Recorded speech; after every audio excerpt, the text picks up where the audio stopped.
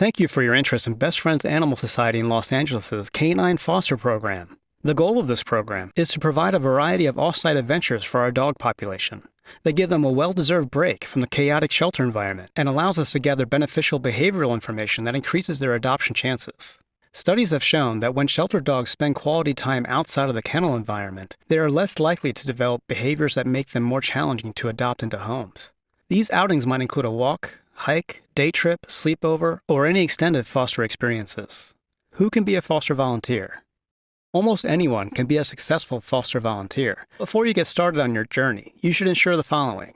You can provide the time and attention needed to successfully care for an animal in your home. You can confirm that if you rent your home or apartment, your lease agreement allows pets, and that your landlord is aware of your plan to foster, and if there are any breed restrictions. You have access to reliable transportation to drive to our Best Friends Life Saving Center or NKLA Pet Adoption Center for appointments and meet and greets with potential adopters. You can communicate with our foster team by phone and email, and have regular access to a computer or internet-connected device to sign up for appointments online. And finally, what drives many of our foster volunteers to be successful? You have the dedication and compassion to help animals in need. Finding the right match. No matter what your lifestyle, we've got dogs that are sure to fit right in. This program is incredibly flexible to your availability and needs. The outing can be an hour, overnight, weekends, 5 to thrive, or 2 weeks or longer. It's totally up to you. To ensure we choose the right match, you will have access to our Trello board that highlights dogs on site that are ready for foster. Before your pickup appointment, scroll through our Trello board to identify up to 3 dogs you are interested in. If you'd like to know more information about each dog, click the image and a window will pop up that will share all the information that we have about the selected dog. The top portion will have colorful labels that highlight how long they have been with us and any quick notes we may know about them. The description area has a behavioral summary by our dog behavior team on what behaviors we've seen exhibited. If there is no information provided, then the dog may be a newer arrival, and a foster experience would be incredibly beneficial to gather notes on the dog's behavior and personality in a home. To find a specific label type, press the F key, and a menu will pop up on the right. All the label types will be listed here in the event you need a dog with specific traits or experiences. Making an appointment.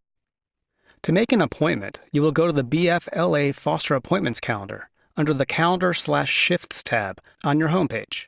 Canine foster and outings pickup appointments will be listed in dark red, or you can filter through the appointment types at the top. Find a pickup appointment that best fits your schedule. Please be sure to always arrive on time to your appointment. If you're running late, please call or email a foster team. If you're more than 15 minutes late, we will ask you to reschedule your appointment, as it could overlap with other appointments. If you're unable to make the appointment, please be sure to cancel so we can open that spot up for another foster. Picking up your foster dog. When you arrive for your appointment, you will meet with one of our staff members who will work with you to find the best possible match and conduct a meet and greet between the dog and you. You will be provided with a treat pouch, Adopt Me collateral, and poop bags. You should have these with you at all times when caring for your foster dog. If you need any other supplies, please be sure to make a note in your pickup appointment in Digital Cheetah. Fostering with Best Friends in Los Angeles does not require purchasing anything to get started. Any basic care supplies you need, such as a harness, food, collar and leash, and crates, can be provided by Best Friends if needed. You're welcome to provide any of those items on your own, but please understand that we will not be able to reimburse you for any purchases you make. Adventure time. After picking up your foster dog, it's time for the big question. What can I do with my foster dog? The answer? Almost anything. You can go on hikes, rides to dog-friendly restaurants, or just go home and relax. If you need ideas, we can recommend nearby hikes or activities for you, but many of the dogs will be happy just to spend time with you. During your foster period, it is incredibly helpful for you to promote your foster pet to find their forever home. We have a guide on how to help your foster pet find a home. In this guide, we provide tips on how to write adoption profiles, take great photos, highlight on social media or other avenues, and more. Staying safe. Safety is our #1 priority, and we have some rules that must be followed when you have a foster dog in your care. Dogs must be kept on a leash that is 6 feet long or less at all times. No retractable leads. If you're doing a multi-day outing, then you need to be sure they are on leash whenever you go outside of the home. We recommend keeping the leash on for the first 24 hours of a multi-day outing, in the event you need to move or secure the dog quickly, as you'll want to avoid grabbing the dog's collar to move them around. Dogs must be secured via clip-in harness or crate while riding inside a vehicle. Dog parks or other off-leash areas are off-limits. While the dogs we take into our program have a wide range of social skills, some of them have limited dog-to-dog skills. Foster and behavior staff can advise you regarding your individual foster dog. Remain aware of the dog's level of comfort throughout the entire outing, especially any potential discomfort while meeting new people. Do not use headphones or use your cell phone while walking the dog. Be aware of your surroundings and respectful of the needs of other people and the location you're visiting. Keep the dog hydrated as needed throughout your foster outing. We have collapsible bowls you can take on short outings. Always use safe handling techniques when you're on walks. Lastly, and most importantly, we ask that you do not allow your foster dog to interact with any dogs that were not introduced at our facility by staff members. If you have a resident dog or other foster dogs in the home, they must first meet at our center, and you should never leave them together unattended. The what-ifs. No matter which adventure you choose, there are several what-if situations you may encounter. Here are some tips in navigating these scenarios. What if someone wants to meet your foster dog? First, make sure the dog's body language is loose and appropriate. You want to be aware of any stiffness, hard staring, or tightness in the mouth. Please do not allow the dog or person to approach one another if the dog is pulling, barking, or jumping, as this could encourage poor greeting manners. Encourage the dog to have 4 on the floor by your side and avoid any tension on the leash. You can use treats to entice the dog to sit, which can be a great way to show off the dog's skills. You can also give the interested person a treat and have them offer it to the dog. If the dog seems nervous, the interested person should stand at a distance and toss the dog treats until the dog is comfortable enough to approach the person on his or her own. Never allow a person to approach if the dog is being reactive to the person by barking, growling, lunging, or showing uncertain body language, like a tucked tail, avoidance, or ears back. It is important for structure to be put in place when allowing your foster dog to greet people, in order to minimize the chances of them making a poor choice out of fear or frustration. If you're uncomfortable with the individual meeting your foster dog, don't worry. We provide you with business cards containing our adoptions team contact information that you can hand out to potential adopters. What if an off-leash dog approaches? Try to get the owner's attention for them to leash up their dog before crossing paths. If you cannot get their attention, or you do not see an owner present, grab a handful of treats and throw them towards the dog, then walk the other direction or take a different path. What if there is a dog-to-dog altercation? If there is a dog-to-dog altercation, please do not put your hands into the dog's mouth. There is a high risk of redirected bite anytime that a dog is frustrated or in a highly aroused state. If a dog-to-dog altercation does occur, try to stay calm and work through these steps. Take in your surroundings. Is there anything in your environment that you could use to interrupt the altercation? Is there someone who can assist or get help? Are there any children or vulnerable people who need to be safely removed from the scene? Communicate and give direction to those around you.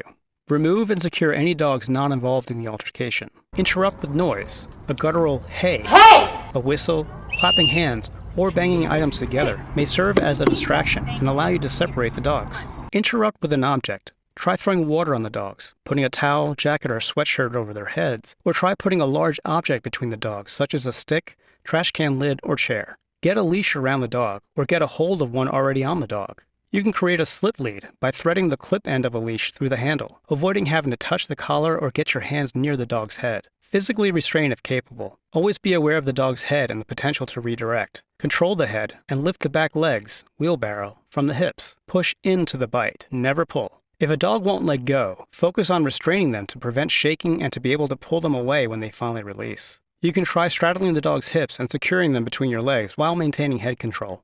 Many dogs will tire on their own and let go. Take this time when you have the dog secured to try and calm down and reevaluate the situation.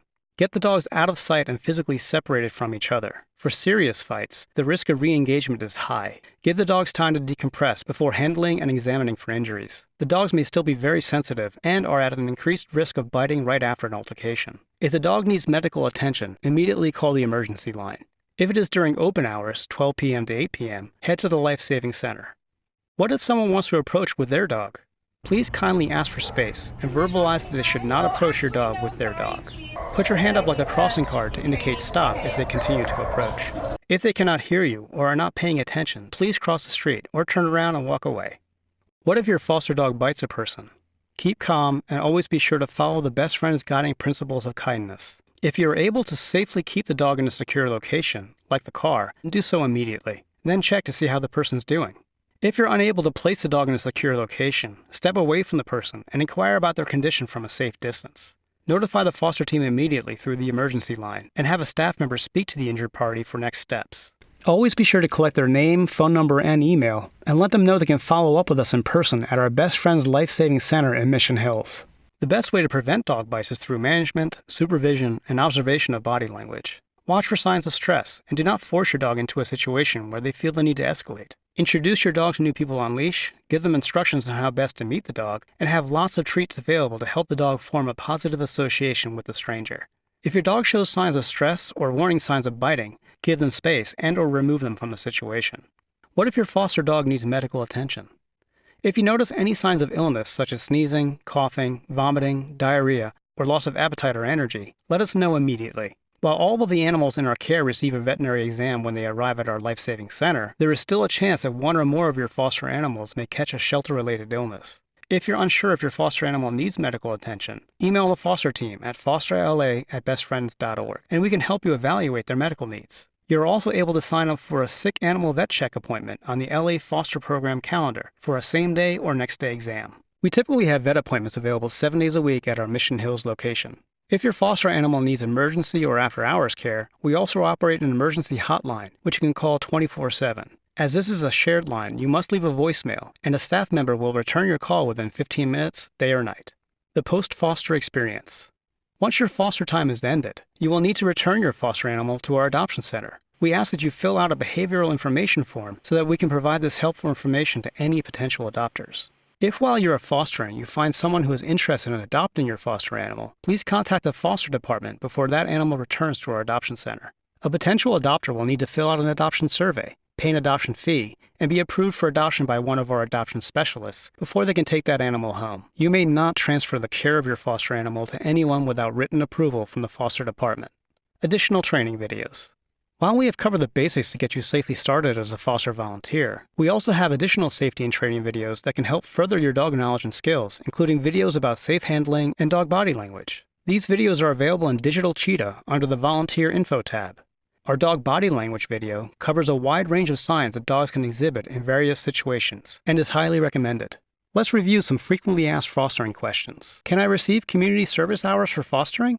All foster volunteers are awarded volunteer hours for participating in our program. Fostering counts for 2 volunteer hours per day for the duration of the foster activity. These hours are totaled at the end of each month and added to your volunteer profile. Is there a minimum age required to be a foster? There's no minimum age required. However, volunteers under 18 years of age must have a parent or guardian as a legal foster volunteer, and all children should be supervised when interacting with foster animals. Are animals at your NKLA Pet Adoption Center in West Los Angeles available to foster?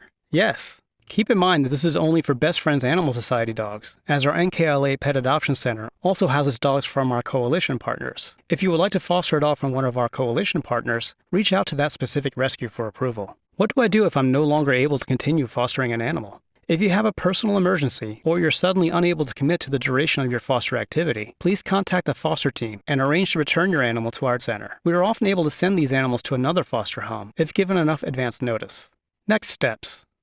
Before you begin your amazing adventures as a foster volunteer with your new foster dog, you'll need to fill out the foster program agreement and complete a brief quiz and survey. When filling out the foster interest survey, this is your chance to tell us about yourself, your setup, what you're looking for in a foster dog, what types of outings you're interested in, and more. Once approved, you'll receive an email within 24 to 48 hours with next steps and instructions on how to sign up for your first pickup appointment and foster dog match. If you have any questions or run into difficulties completing these next steps, please email us at fosterla@bestfriends.org.